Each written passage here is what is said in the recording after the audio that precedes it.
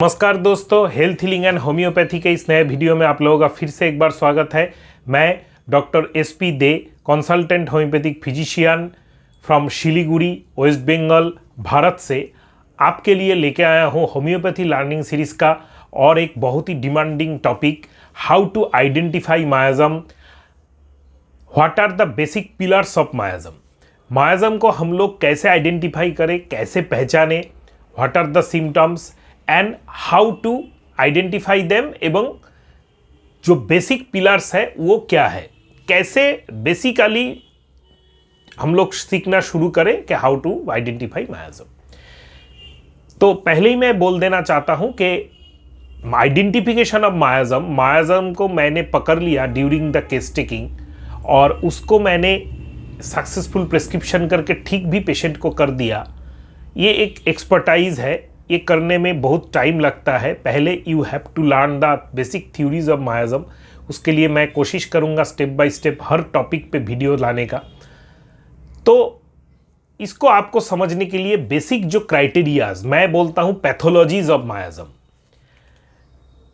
The basic pillars of miasm को आपको समझना है।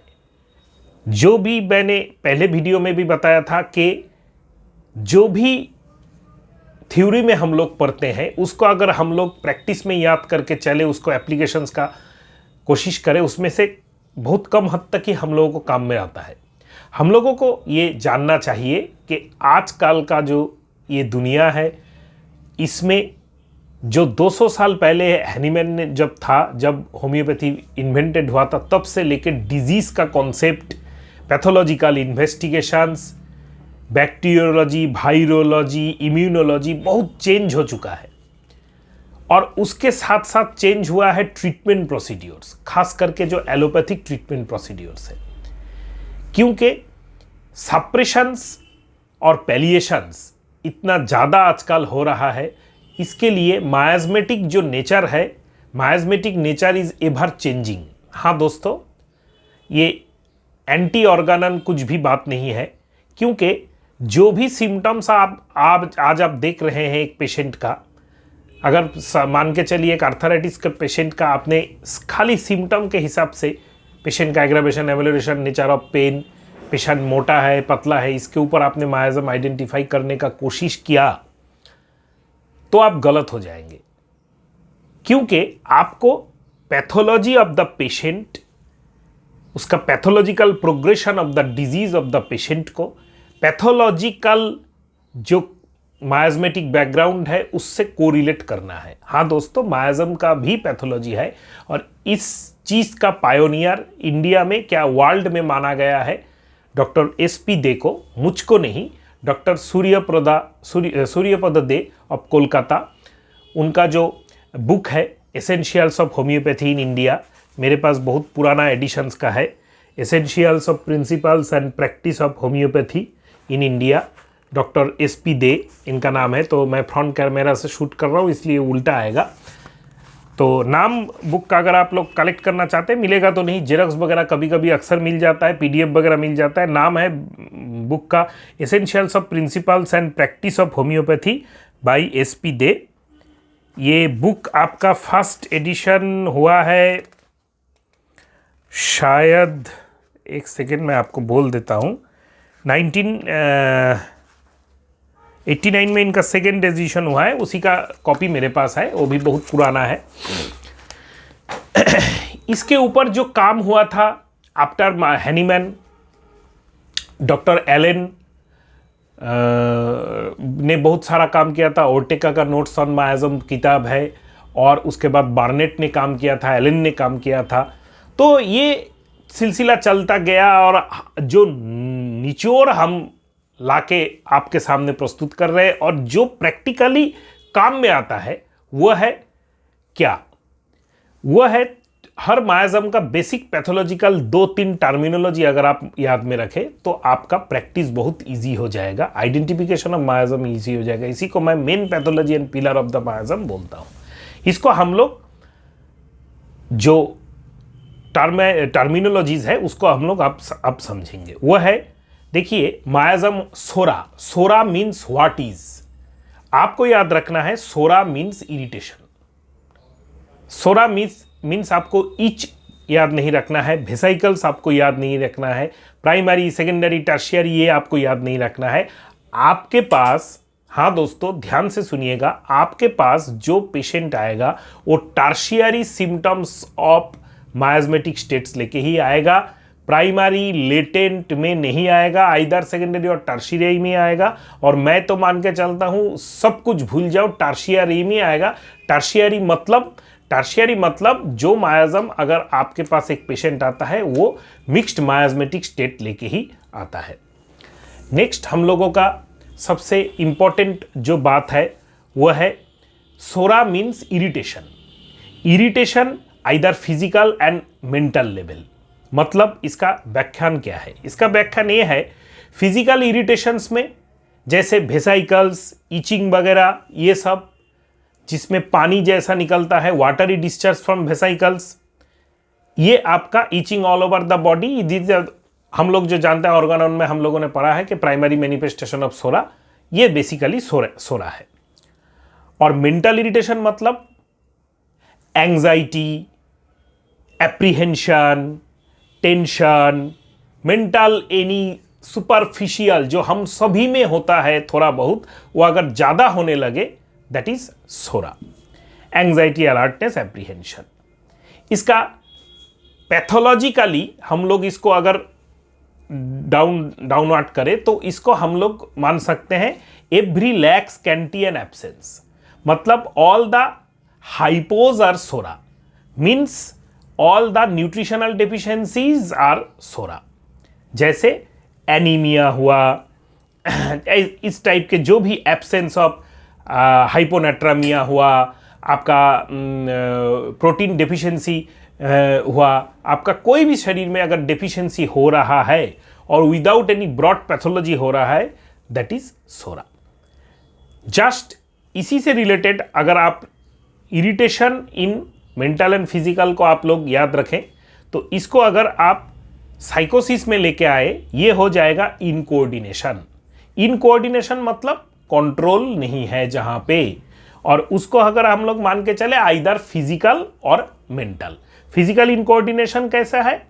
Incoordinate development of tissue, hyper excess growth, जैसे कोई भी ग्रोथ, नॉर्मल वार्ट्स, कॉन्डाइलोमाटा, ये जिसको हम लोग बांग्ला में आचिल बोलते हैं, आचुली वगैरह बोला जाता है, लार्ज मोल्स वगैरह बोला जाता है, ऑल द ट्यूमर्स, शरीर के बाहर हो अंदर हो, ये all are sycotic. Incoordination, over growth in excess. Mental incoordination क्या है? एब्सेंट माइंडनेस, इम्पेशेंटनेस, जेलासी, ऐसा जो टाइप्स है ये आपका मेंटल इनकोऑर्डिनेशन है। और इसको अगर हम पैथोलॉजी में लेके जाएं, पैथोलॉजिकल टेक्स्ट बुक्स में हम लोग इसको अगर सेट करें तो हम लोगों का आता है hyper, all the hyper and excess. तो मेंटल में, फिजिकल में, मेंटल में भी over thinking, hyper thinking, over indulgence to love, sentimental, over suspiciousness. थोड़ा बहुत सेंटिमेंटल सबको होना चाहिए, ओवर सेंटिमेंटल है, एक्सेस सेंटिमेंटल है। तो हम लोगों को क्या कीवर्ड क्या आया? Excess in physical and mental level, excess in physical and mental level are sycosis. Now come to syphilis. Syphilis में अगर हम लोग आते हैं तो आता है डिस्ट्रक्शन और डिजेनरेशन, आइदर फिजिकल और मेंटल। फिजिकल में क्या? अल्सर्स, गैंग्रीन, जो इरिवर्सिबल चेंजेस हैं। फिजिकल क्या? Irreversible changes in respect to pathology. हम लोग तो मेडिसिन देके ठीक कर ही सकते हैं, हम लोगों के लिए क्यूरेबल है, लेकिन पैथोलॉजी का जो मॉडर्न जो है वो इरिवर्सिबल बोलता है अगर ठीक टाइम में ना ट्रीट किया जाए तो। Destruction of the physical health of the person, rapidly destruction, and if this destruction is slowly destructed then it is called degeneration। तो डिस्ट्रक्शन, सोरा हुआ इरिटेशन, हाइपर और एक्सेस हुआ साइकोसिस। डिस्ट्रक्शन मतलब हाइपो अभी होने का डिस्ट्रक्शन मतलब डिस होने का स्टार्ट हुआ तो ये होता है सिफिलिस, जैसे डिस्ट्रॉफी, डिस्प्लासिया, डिस्फेजिया। ऐसा कोई भी एक अल्सर अगर है वो डिस्ट्रक्टिव नेचर का है, उसको ट्रीट नहीं किया जाए septicaemia, that is syphilis. And last but not the least, after Hahnemann जो ये मायाजम आया, बहुत होम्योपैथ्स को ये पसंद है, बहुत होम्योपैथ्स को ये पसंद नहीं है, मुझको पसंद है, मैं ट्रीटमेंट करता हूँ इसके बेसिस पे। Tubercular, that is dissatisfaction. Dissatisfaction in physical and mental level. Physical level में क्या होगा, person craves sugar but immediately rejected if offered. बच्चों में अक्सर देखा जाता है, सीना कैमोमिला में देखा जाता है। Perverted sexual craving, profuse masturbation take the person exhausted in the form of syphilitic component. तो मेंटल में क्या हुआ, डिसैटिस्फैक्शन अबाउट एवरीथिंग। डिसैटिस्फैक्शन उसको पर्सन को खुद को मालूम नहीं किस में उसको आराम मिलेगा। ट्यूबरकुलिनम, जैसे travelling desire for cosmopolitan nature. Cosmopolitan nature of tuberculinum या कैलकेरियाफस में क्यों है कि वो जानता ही नहीं है कहां पे उसको आराम लगेगा, वो घूम ही रहा है तो घूम ही रहा है। वेगाबॉन्ड मेंटालिटी, इसको हम लोग पैथोलॉजी में लेके जाए, that is alternating periodic one sided and vague manifestations, जैसे alternation, constipation and diarrhoea, tubercular symptom. Periodicity, headache comes on every 7th day.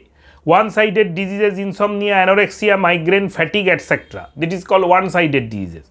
Other condition which present with ill-defined symptoms or too few symptoms. All allergic manifestations such as food and dust allergies. This is the physical dissatisfaction. Dissatisfaction of your body against a protein. उस protein को उसको अच्छा नहीं लगा, body ने reject कर दिया। देखिए कितना फाइन ट्यूनिंग ऑफ पैथोलॉजी है। पैथोलॉजी, मॉडर्न पैथोलॉजी थे हम लोगों का जो बेसिक कॉन्सेप्ट ऑफ मायाजम है, कहाँ कहाँ सेट हो रहा है। ये एलर्जी है, एलर्जी के लिए इतना सारा बीमारी, इतना बड़ा बड़ा इंस्टीट्यूट, इतना सब कुछ है हम लोगों में, वो ट्यूबरकुलर मायाजम है। All recurrent problems, recurrency, tubercular miasm, you have to find out the proper anti tubercular remedy. Now हम लोगों को बेसिकली देखिए अभी इसका प्रैक्टिकल यूटिलिटी कैसा है। एक पेशेंट आपके पास आया आर्थराइटिस का प्रॉब्लम लेके, आप ऐसा कभी भी मत पकड़ के चलिए कि साइकोसिस पेशेंट आया। वो सोरिक स्टेज में भी हो सकता है, साइकोसिस स्टेज में भी हो सकता है, सिफिलिटिक स्टेज में भी हो सकता है। मेरे हिसाब से, मेरे प्रैक्टिकल एक्सपीरियंस से तीनों मायाजम उस पेशेंट्स में है, होंगे ही, होना ही चाहिए और 110% होगा। अभी मुझको देखना है सरफेस सिम्टम्स क्या है। सरफेस सिम्टम्स मतलब अभी जो पेशेंट का आर्थराइटिस है, इस पेशेंट का आर्थराइटिस का स्टेज क्या है। अगर आप उसके एक्सरेस में देख रहे हैं कि पेशेंट का जो बोनी पार्ट्स है वो टुकड़ा होके वो गिर चुका है इधर उधर, उसमें जो जॉइंट्स में ऐसा स्वेलिंग है जहां से पीक भी आ सकता है, तो ये जो स्टेज ऑफ पैथोलॉजी है ये आपको इंडिकेट करेगा जे दैट इज सिफिलिटिक मैनिफेस्टेशन। अगर आपने देखा है खाली स्वेलिंग है, बोनी पार्ट में कुछ डिजेनरेशन अभी तक नहीं हुआ, बोनी पार्ट में अभी तक कहीं पे कोई टुकड़ा होके बोन्स अलग जगह पे नहीं गिरा, तो ये जो है तो आपका साइकोसिस है। और साइकोसिस और सिफिलिटिक या ट्यूबरकुलर मैनिफेस्टेशन सी प्रोमिनेंस में आपको मिलेगा। सोरिक जो मायाजम्स है ये बहुत केसेस में हम लोगों को मिल जाते हैं। जैसे बच्चों में अक्सर normal psora, prominent psora, we have to treat the with antimiasmatic medicine like psora, antipsoric medicine. तो ये बच्चों में अक्सर मिलते हैं। और बहुत सिंपल टाइप के जो गांव के लोग होते हैं जिनमें बहुत सारा मेडिकेशन, बहुत सारा स्ट्रेस फैक्टर, लाइफस्टाइल प्रॉब्लम, ये सब नहीं है, उनमें भी प्योर सोरा कभी कभी फ्लेयर अप होता है, लेकिन साथ में साइकोसिस और सिफिलिस भी रहेगा। लेकिन primary prominent manifestations of the मायाजम में आपका सोरिक दिखेगा और एंटीसोरिक आपको ट्रीटमेंट करना पड़ेगा। और जब भी हम लोग ट्रीटमेंट स्टार्ट करते हैं, जैसे मैंने बोला एक आर्थराइटिस का पेशेंट आया, मैंने देखा उसका ऑस्टियोआर्थराइटिस है, लेकिन जो उसका हेड ऑफ द टिबिया है वो कोरुगेटेड है, उसमें टिबियल स्पाइकिंग बहुत है। अभी देखिए tibial spiking alone is excess, इसमें भी सीवियर पेन होता है, इसमें भी स्वेलिंग होता है, पेशेंट का जीना हराम हो जाता है। ये आपका ऑस्टियोआर्थराइटिस में आए तो आपका है साइकोसिस। अभी टिबियल स्पाइकिंग हुआ था, उसका टिबियल स्पाइक्स के जो ऊपर का जो ऐसा ऊपर का जो पार्ट है ये वो टुकड़ा होके फट के गिर गया, और जो एसोसिएटेड जैसे फीमर का लोअर एंड, टिबिया का अपर एंड ऐसे कोरुगेटेड है, ऐसे अप्स एंड डाउन्स है, मतलब वहां से भी ऑस्टियोफाइट्स अलग होकर निकल गया जो synovial fluid of the knee joint में घूम रहा है, पेन कर रहा है, स्वेलिंग्स हो रहा है, then it is syphilitic. Now you have to select a proper anti syphilitic medicine. और अगर ये नहीं रहा, साइकोटिक स्टेज में रहा, then you have to select the anti sycotic medicine. दोस्तों भूलिएगा मत, irritation either mental and physical level, all the hypos psora. Incoordination, either mental and physical level, psychosis, all the hypers, excess are psychosis. Destruction and degeneration, mental and physical level, with all the dyslipidemia, dystrophy, dysplasia, that is called syphilitic. And all the dissatisfaction mean physical and mental level, and all the alternating, periodic, recurrent, vague manifestations, allergic manifestations are tubercular. तो दोस्तों मैं अगले जो videos है उनमें सोरा का treatment और सोरा का सिम्टम्स, साइकोसिस का ट्रीटमेंट और साइकोसिस का सिम्टम्स, और सब कुछ स्टेज बाय स्टेज लाता रहूँगा. चैनल को सब्सक्राइब करना, बेल आइकन को प्रेस करना मत भूलिएगा. वीडियो को अच्छा लगे तो होम्योपैथी डॉक्टर्स एंड स्टूडेंट्स के ग्रुप में शेयर करना मत भूलिएगा दोस्तों. नमस्कार.